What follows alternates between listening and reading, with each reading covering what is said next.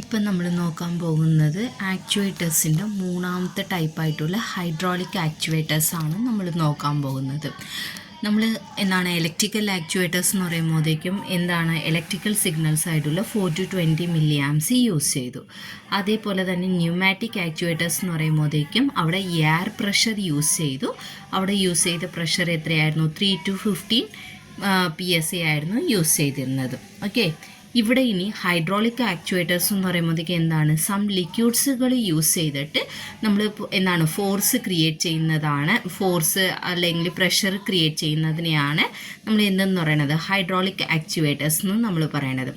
ഇവിടെയും നമ്മൾ ആക്ച്വേറ്റേഴ്സ് എന്താണെന്ന് പറയും. To activate the final control element എന്ന് പറഞ്ഞതാണ് ആക്ച്വേറ്റേഴ്സ്. ഇതിലെന്താ ചെയ്യും? സിഗ്നൽ കൺവേർഷൻ എന്ന് വരുന്ന സിഗ്നലെ വാങ്ങിച്ചിട്ട് ഒരു കൺട്രോൾ എലമെൻറ്റിനെ ആക്ടിവേറ്റ് ചെയ്യുന്നതായിരിക്കും. ഇവിടെ ഹൈഡ്രോളിക് ആക്ച്വേറ്റേഴ്സിൽ നമ്മൾ ഇവിടെ എന്ത് യൂസ് ചെയ്യും? സം ലിക്വിഡ്സ് ആയിരിക്കും യൂസ് ചെയ്യുന്നത്. ഇവിടെയും ബേസിക് പ്രിൻസിപ്പിൾ എന്ന് പറയുമ്പോഴത്തേക്കും pressure equal to force per area തന്നെയാണ് യൂസ് ചെയ്യുന്നത്. ഇവിടെ പ്രഷർ എന്ന് പറയുമ്പോഴത്തേക്കും നമ്മൾ ഹൈഡ്രോളിക് എന്ന് പറയാൻ വേണ്ടിയിട്ട് പ്രഷർ എന്ന് പറയാൻ വേണ്ടിയിട്ട് ഒരു PH എന്ന് പറഞ്ഞിട്ടിട്ട് സഫിക്സിൽ H ഇട്ടിട്ടുണ്ടാകും. ഇവിടെ ഇവിടെ നമ്മൾ യൂസ് ചെയ്യുന്ന ഫ്ലൂയിഡ് എന്ന് പറയുന്നത് ഇൻകംപ്രസിബിൾ ഫ്ലൂയിഡ് ആയിരിക്കും. അതായത് കംപ്രസ് ചെയ്ത് കഴിഞ്ഞെങ്കിൽ കംപ്രസ്ഡ് ആയിട്ട് നിൽക്കാൻ പാടില്ല, മൂവ്മെൻറ്റ്സ് ആകണം. ഓക്കെ, അങ്ങനെയുള്ള ഇൻകംപ്രസിബിൾ ഫ്ലൂയിഡാണ് നമ്മൾ യൂസ് ചെയ്യുന്നത്. അപ്പോൾ ഇങ്ങനെ നമ്മൾ എന്ത് ചെയ്യണമെന്ന് പറഞ്ഞു കഴിഞ്ഞെങ്കിൽ ഹൈഡ്രോളിക് പ്രഷറാണ് നമ്മൾ യൂസ് ചെയ്യുന്നത്. അതിന് വേണ്ടിയിട്ടാണ് പ്രഷർ ഹൈഡ്രോളിക് എന്ന് പറഞ്ഞ് തന്നിരിക്കുന്നത്. ഫോഴ്സ് പെർ ഏരിയാവാണ് നമ്മൾ യൂസ് ചെയ്യുന്നത്. ഓക്കെ, നമ്മൾ ഈ ഫോഴ്സ് വന്നിട്ട് അപ്ലൈ ചെയ്യുമ്പോഴത്തേക്കും ഒരു ഏരിയയിലാണ് അപ്ലൈ ചെയ്യണത്. ഇവിടെ ഞാൻ എന്തിനാ F1 A1 കൊടുക്കണം എന്ന് പറഞ്ഞു കഴിഞ്ഞെങ്കിൽ ഒരു ഹൈഡ്രോളിക് അറേഞ്ച്മെൻറ്റ് എങ്ങനെയായിരിക്കും എന്ന് പറഞ്ഞു കഴിഞ്ഞെങ്കിൽ ഇവിടെ ഇങ്ങനെ ഒരു ടാങ്ക് പോലെയും എന്നിട്ട് ഇവിടെ വലിയൊരു ടാങ്ക് പോലെയും ആയിരിക്കും ഉള്ളത്. ഇവിടെ വന്നിട്ട് ഒരു പിസ്റ്റൺ ഉണ്ടാകും. ഇവിടെ ഒരു പിസ്റ്റൺ ഉണ്ടാകും, ഇവിടെയും ഒരു പിസ്റ്റൺ ഉണ്ടാകും. ഈ പിസ്റ്റൻ്റെ ഏരിയ വന്നിട്ട് A1 ആണെന്നുണ്ടെങ്കിൽ, ഈ പിസ്റ്റൻ്റെ ഏരിയ A1 ആണെങ്കിൽ ഈ പിസ്റ്റൻ്റെ ഏരിയ A2 എന്നായിരിക്കും. ഇപ്പോൾ ഈ പിസ്റ്റൻ്റെ മേലിൽ നമ്മൾ ഒരു പ്രഷർ വന്നിട്ട് കൊടുക്കണേണ്. ആ പ്രഷർ ഹൈഡ്രോളിക് പ്രഷർ എന്ന് നമുക്ക് പേരിടാം. അപ്പോൾ ഒരു പ്രഷർ വന്നിട്ട് ഒരു ഏരിയയിൽ അപ്ലൈ ചെയ്യുമ്പോഴത്തേക്കും ആ ഏരിയ എന്ത് ക്രിയേറ്റഡ് ആകും? ഒരു ഫോഴ്സ് വന്നിട്ട് ക്രിയേറ്റഡ് ആകും. അപ്പോൾ ഈ പാസ്കൽ ലാ പ്രകാരം എന്ത് സംഭവിക്കും? ഇവിടെ നമ്മൾ ലിക്വിഡല്ലേ എടുത്തിരിക്കുന്നത്, ഇവിടെ അപ്ലൈ ചെയ്യുന്ന പ്രഷർ എന്ത് സംഭവിക്കും? ഒരു ഫോഴ്സായിട്ട് ആ പിസ്റ്റനെ വന്നിട്ട് മൂവ്മെൻറ്റ് ചെയ്യും. അപ്പോൾ ഈ ലിക്വിഡിൽ മൊത്തം എന്തുണ്ടാവും എന്ന് പറഞ്ഞു കഴിഞ്ഞാൽ ആ ഹൈഡ്രോളിക് പ്രഷർ വന്നിട്ട് ഉണ്ടാകും. അപ്പോൾ ഈ ഹൈഡ്രോളിക് പ്രഷർ എങ്ങനെയാണ് വന്നത്? ഫോഴ്സ് അപ്ലൈ ചെയ്തിട്ട് ഏരിയാവിലല്ലേ.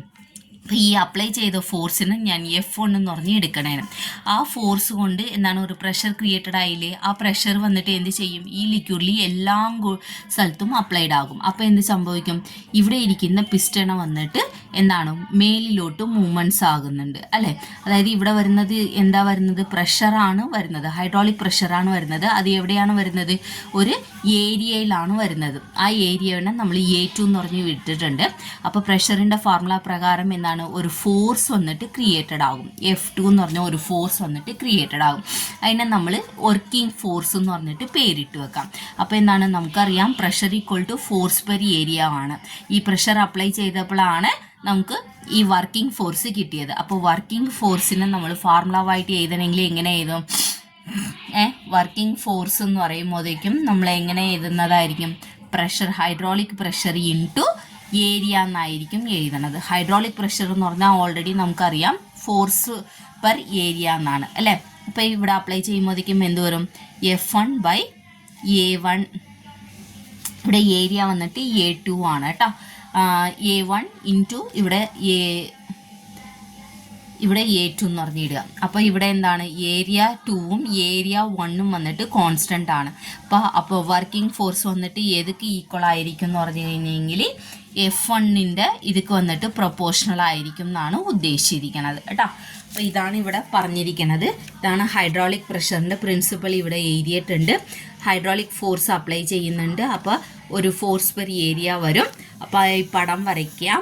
ഈ ഫോഴ്സ് അപ്ലൈ ചെയ്യുമ്പോഴേക്കും എന്താണ് ഒരു പ്രഷർ ക്രിയേറ്റഡ് ആവൂലേ, ആ പ്രഷർ ഹൈഡ്രോളിക് പ്രഷർ എന്ന് പറയും. ആ ഹൈഡ്രോളിക് പ്രഷർ പാസ്കൽസ് ലോ പ്രകാരം എല്ലാ സ്ഥലത്തും ലിക്വിഡിൻ്റെ എല്ലാ സ്ഥലത്തും എന്താണ് ഒരുപോലെ ആയിരിക്കും. അതുകൊണ്ട് എന്ത് സംഭവിക്കും, ഏരിയ 2 ആയിട്ടുള്ള പ്രഷർ എന്താണ് സെക്കൻഡ് പിസ്റ്റൺ വന്നിട്ട് ഒരു ഫോഴ്സ് ക്രിയേറ്റഡ് ആകും. അതിനെ വർക്കിംഗ് ഫോഴ്സ് നമ്മൾ പറയുന്നുണ്ട്. ആ വർക്കിംഗ് ഫോഴ്സ് കൊണ്ട് നമ്മൾ എന്താണ് ഫൈനൽ കൺട്രോൾ എലമെൻറ്റ് ആക്ടിവേറ്റ് ആക്കും. അപ്പോൾ അതിൻ്റെതായിട്ടുള്ള വർക്കിംഗ് ഫോഴ്സിൻ്റെ ഫോർമുലാവാണ് നമ്മളിവിടെ എഴുതിയിരിക്കുന്നത്. വർക്കിംഗ് ഫോഴ്സ് ഈക്വൽ ടു എന്തെന്ന് പറഞ്ഞു വരും, ഹൈഡ്രോളിക് പ്രഷർ ഇൻറ്റു ഏരിയ 2 എന്ന് പറഞ്ഞു വരും. ഹൈഡ്രോളിക് പ്രഷർ ഓൾറെഡി നമ്മൾ കണ്ടുപിടിച്ചിട്ടുണ്ട്, F1/A1. അതൊന്നും ഞാനിവിടെ സബ്സ്റ്റിറ്റ്യൂട്ട് ചെയ്യണേന്. അപ്പോൾ എന്ത് വരും, F1/A1 ഇൻറ്റു A2 എന്ന് പറഞ്ഞു വരും. അപ്പോൾ A2ഉം A1ഉം കോൺസ്റ്റൻ്റ് ആയതുകൊണ്ട് അത് സെപ്പറേറ്റ് എടുത്തിട്ട് എന്താണ് F1 ഒരുമിച്ച് എഴുതിയിരിക്കുന്നതാണ്. ഇതാണ് ഹൈഡ്രോളിക് ആക്ച്വേറ്റേഴ്സ് എന്ന് പറഞ്ഞത്.